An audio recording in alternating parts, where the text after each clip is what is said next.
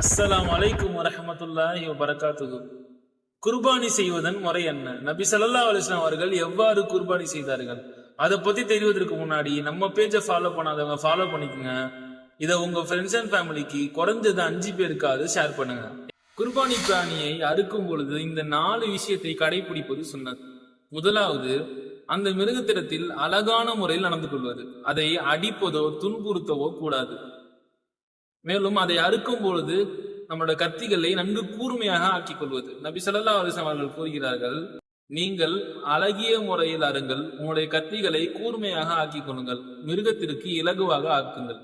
இரண்டாவது, அந்த மிருகத்தை படுக்க வைத்து அதனுடைய தலையை கிபுலாவின் பக்கம் முன்னோக்கி அறுப்பது. மூன்றாவது, அறுப்பதற்கு முன்னால இந்த துவாவை ஓதிக்கொள்வது. وجهت وجهي للذي فطر السماوات والأرض حنيفا مسلما وما أنا من المشركين إن صلاتي ونسكي ومحياي ومماتي لله رب العالمين لا شريك له وبذلك أمرت وأنا من المسلمين.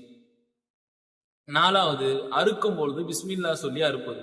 இந்த துவா தமிழ் அர்த்தத்தோட உங்களுக்கு வேணும்னா கமெண்ட்ல குர்பானி டைப் பண்ணுங்க. நானே உங்க டிஎம்க்கு அனுப்பி வைக்கிறேன். அஸ்ஸலாமு அலைக்கும் வரஹ்மத்துல்லாஹி வபரகாத்துஹு.